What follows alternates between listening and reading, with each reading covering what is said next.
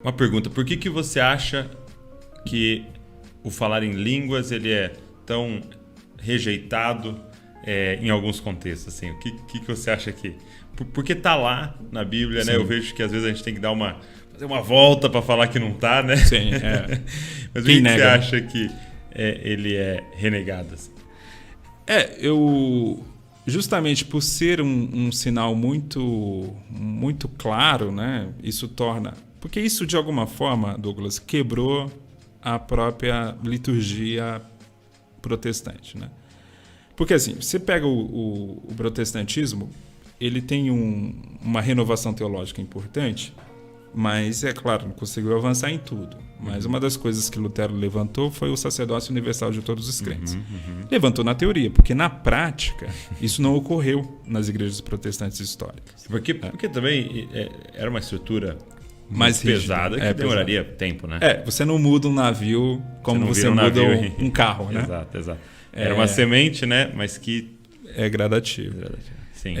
E aí você pega a liturgia pentecostal, que é uma liturgia muito participativa, né? Porque quem está falando em línguas, ele está participando do culto. Ele não precisa ser o clérigo. Né? Ele não precisa ser o pregador da noite. Né? Okay. Ele pode ser usado por Deus para trazer uma mensagem à igreja. Estou entendendo. Então isso quebra muito da própria tradição da igreja. Tanto a tradição sacramental, católica, como a própria tradição evangélica protestante. Né?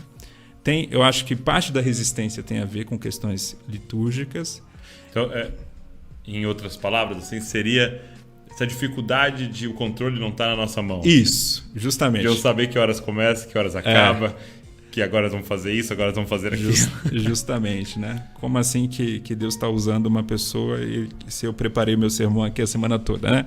Eu vi uma história de um pastor que ele tinha preparado o sermão dele, né? E tal, ele foi ali para a igreja cheio de temor, né? Para pregar. E aí ele chegou na porta, bateu um vento, abriu a Bíblia dele e levou o sermão. E ele tentou correr atrás das folhas, não conseguiu e o sermão foi embora. E ele desesperado, né? Porque aí começou o louvor e tal, e aí, né, a liturgia rolando, vai chegar a hora da pregação, aí ele subiu e pegou o microfone e falou: gente, cheguei aqui, meu sermão voou. Vamos ter que contar com o Espírito Santo hoje. Não pode contar só assim, né? Mas a gente sabe, é claro, que o Espírito Santo não é oposto à organização, né? Exato.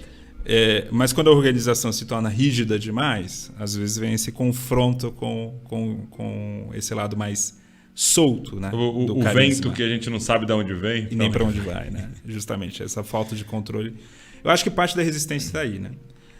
E tem uma resistência que eu falo que é uma resistência da ignorância, que é a ideia de que o falar em línguas só surgiu no século XX.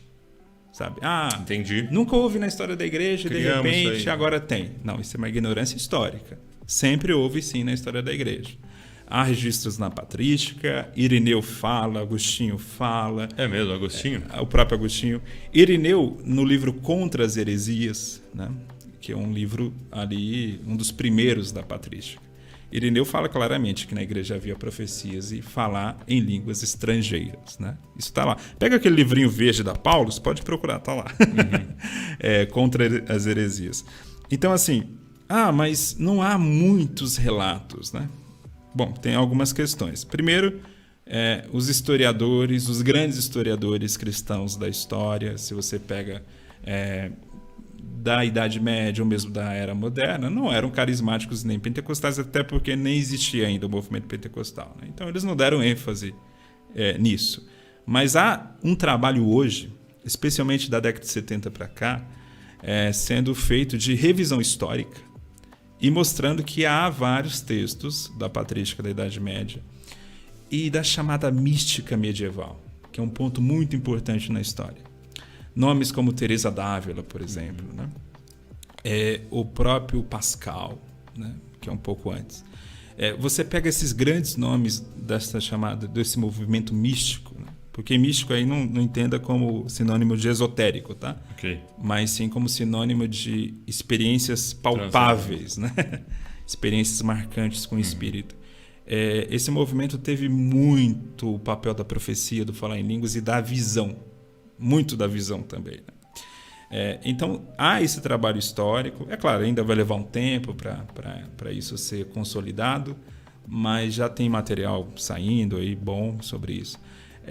Isso mostra que aquela ideia de que não, surgiu só no século XX, então há algo estranho aí no ar, né?